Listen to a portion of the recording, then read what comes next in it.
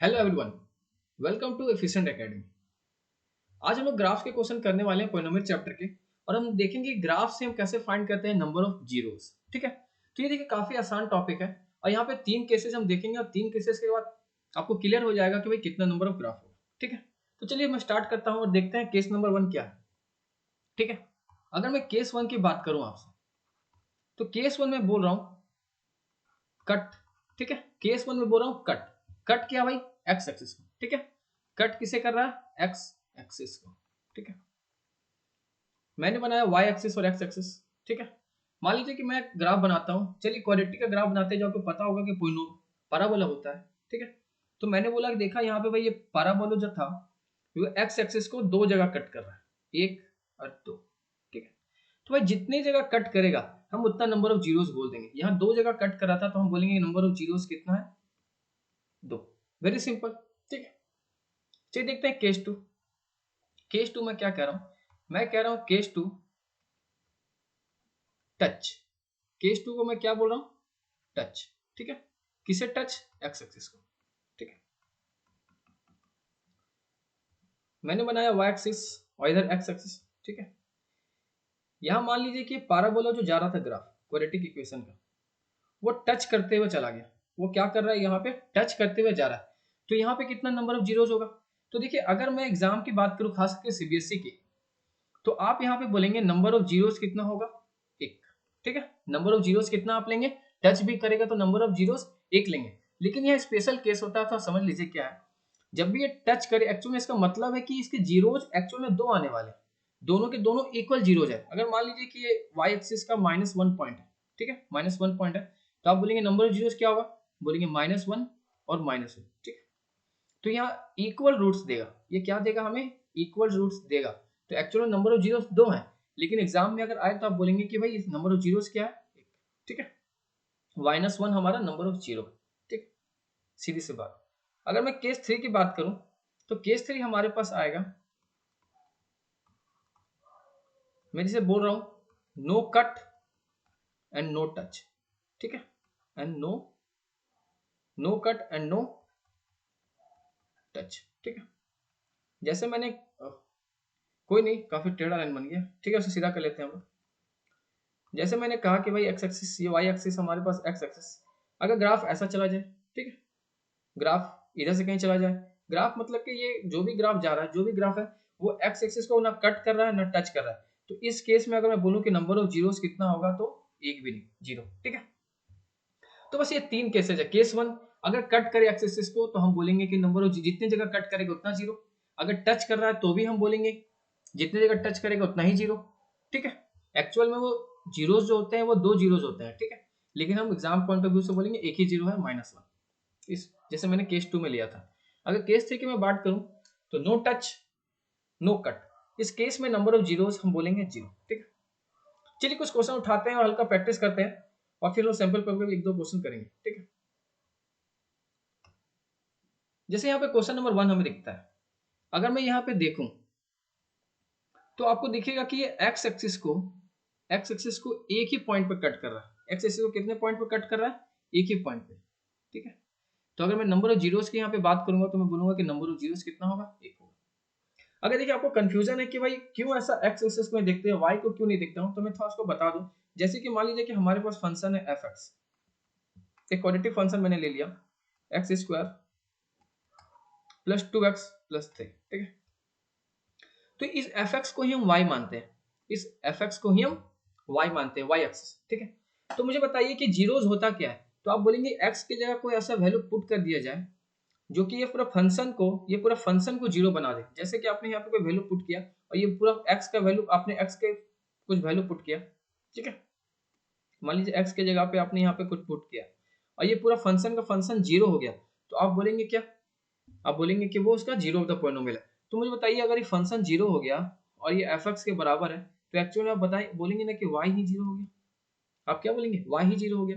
तो मुझे बताइए कि अगर मैं वाई एक्सिस और एक्स एक्सिस की बात करूं, तो वाई जीरो कहाँ पे होता है? आपको पता है एक्स एक्सिस पे। एक्स एक्सिस के कोई भी मैं पॉइंट ले लूं, एक्स एक्सिस से कोई भी पॉइंट ले लूं, वहां पे वाई का वैल्यू क्या होता है? जीरो। ठीक है, इसलिए हमेशा सिर्फ हम लोग वाई पॉइंट एक्स एक्सिस को देखते हैं।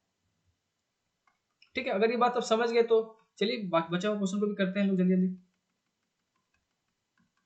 ठीक है, देखिए अगर मैं टू देखो क्वेश्चन नंबर 2 में, तो आप बोलेंगे कि वाई एक्सिस को कितने पॉइंट पे कट कर रहा है, एक पॉइंट पे।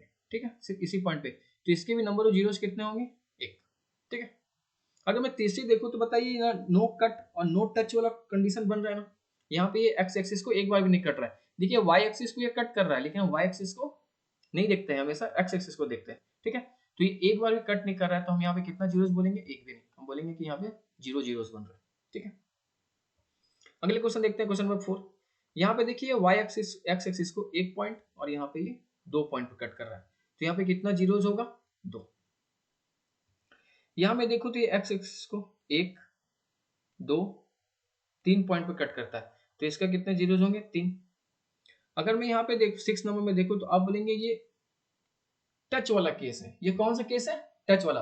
तो देखिए इस टच वाले केस में मैं बताया था कि इसके रूट जो होते हैं या जीरोस जो होता है वो दो होता है, दोनों के दोनों इक्वल होते हैं।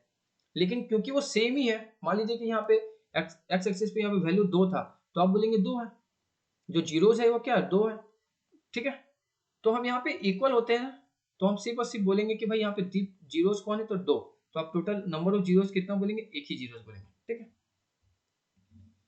अगर हम यहाँ पे देखें तो देखिए एक्स एक्सिस को सिर्फ एक पॉइंट पे टच कर रहा है, यहाँ पे कर रहा है, यहाँ पे जो टच कर रहा है ये तो वाई एक्सिस पे, तो इसको हम काउंट नहीं करेंगे। ठीक है, तो यहाँ पे ये सिर्फ एक ही पॉइंट है जहाँ पे एक्स एक्सिस को कट कर रहा है, तो यहाँ भी हम नंबर ऑफ जीरोस कितना बोलेंगे, एक। यहाँ पे आपको पता है कि एक्स एक्सिस को कट ही नहीं कर रहा है, तो यहाँ पे नंबर ऑफ जीरोस जीरो होगा। यहाँ पे अगर मैं देखूँ तो आप देखेंगे कि एक ये दो पॉइंट पर टच करता है। ठीक है, तो नंबर ऑफ जीरोस कितने होंगे, दो। यहाँ पे भी आपको पता है कि एक्स एक्सिस को ये कट नहीं कर रहा है, तो यहाँ भी नंबर ऑफ जीरोस कितने होंगे, जीरो। ठीक है, तो देखिए इतना प्रैक्टिस के बाद अब क्लियर कट हो गया, आपको हो गया होगा कि नंबर ऑफ जीरोस कितने होंगे। चलिए कुछ देखते हैं, सैंपल पेपर में सीबीएसई में क्वेश्चन दिया था, वो क्वेश्चन को सॉल्व करते हैं। देखिए यहाँ क्या कर रहा है, if the roller coaster is represented by the following graph y equal to px, then the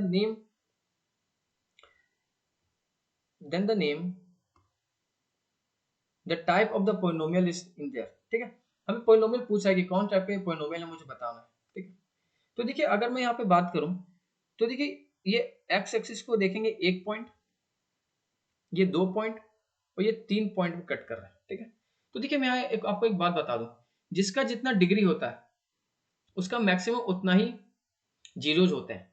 अगर मैं सीधी बात करूं, अगर मैं 10 के अलावा बात करूं 11 12 की, तो एक्चुअली जिसका जितना डिग्री होता है उसके उतने ही जीरोज होते हैं। लेकिन जैसे मैं बोलूं कि भाई क्वाड्रेटिक इक्वेशन, ठीक है, जैसे एक्स स्क्वायर प्लस 2x, आपको पता है कि इसका डिग्री कितना है, इसका डिग्री है दो, इसका डिग्री कितना है, दो। ठीक है, तो मैं बोलूंगा कि इसका रूट कितना होगा, तो दो ही रूट होगा। अगर मैं पूछूं कि इसके कितने जीरोज हैं, रूट और जीरो देखिए एक ही बात है, इसलिए कंफ्यूज नहीं करना है। अगर मैं जीरोस पूछूं तो आप बोलेंगे कि एक्चुअल में इसका दो ही जीरोस होगा, दो ही। ठीक है, ये दो जीरोस जो है वो रियल भी हो सकता है और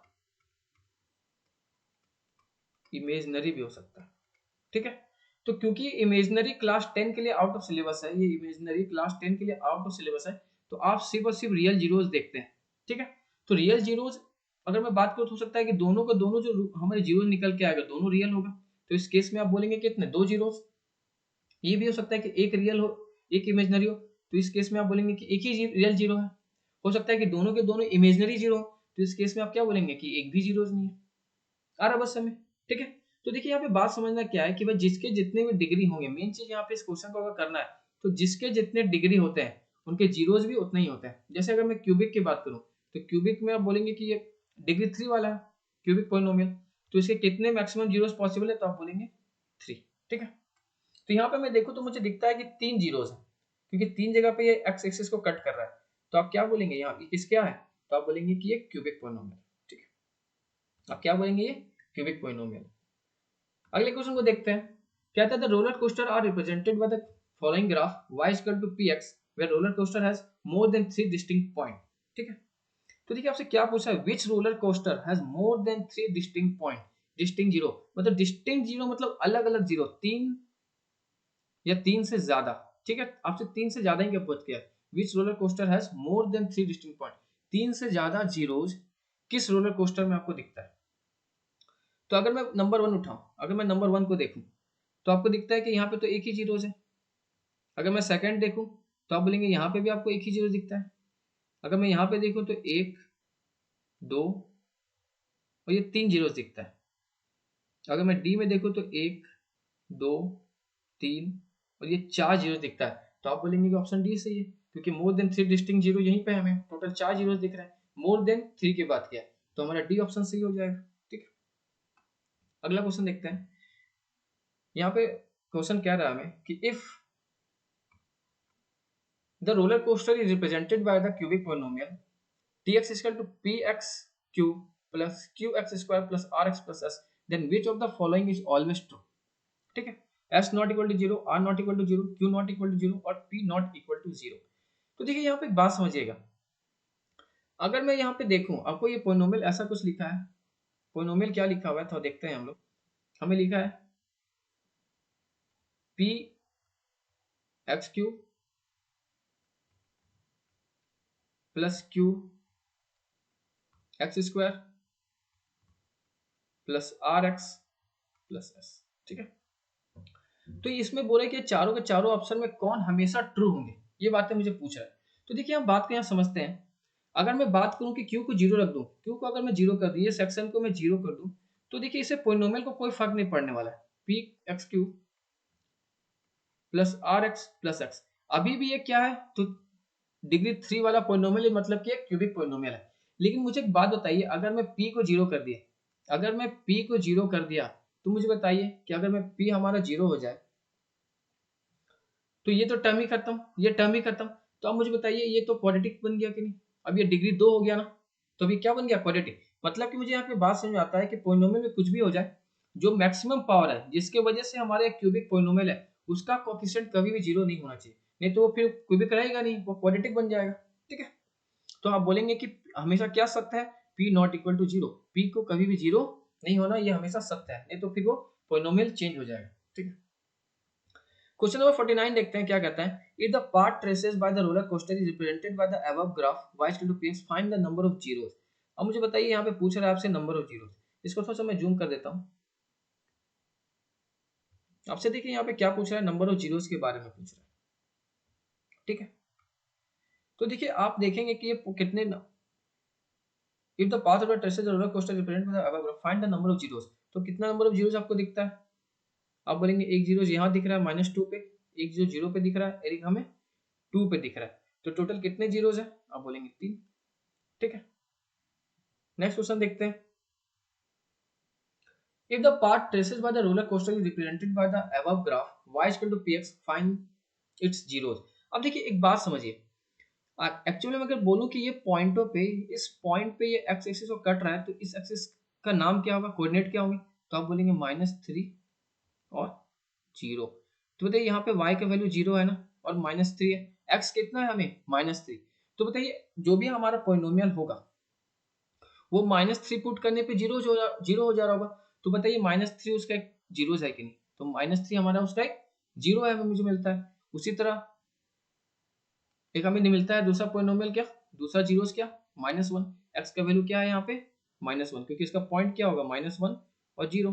तो आप बोलेंगे कि दूसरा जीरोस कौन होगा, -1। और तीसरा जीरो में यहाँ पे देखो तो आप बोलेंगे ये पॉइंट क्या है, तो आप बोलेंगे 2 और 0 का पॉइंट है ये। ठीक है, तो अब बताइए यहाँ पे y 0 है, तो x का वैल्यू क्या है 2, तो आप बोलेंगे तीसरा जीरोस कौन होगा 2। तो आप इस तरह से एक्चुअल जीरोस को भी फाइंड कर सकते हैं। ठीक है, तो यहाँ पे 3 जीरो है, कौन कौन, -3 -1 और 2, -3 -1 और 2, मतलब कि ऑप्शन नंबर सी इसका ये 3 जीरो होगा। ठीक है, तो देखिए आपके साथ अगर मैं बोलूँ तो एक बार रिवीजन में करा दूं, तो आप समझ गए कि ये चैप्टर में कुछ भी नहीं है, काफी आसान सेक्शन है। अगर 3 केसेस में देखूं तो आपको पहला केस देखना है कि भाई कट का केस, अगर वो एक्स एक्सिस को जितने पॉइंटों पे कट करता है उसका उतना जीरोस होगा।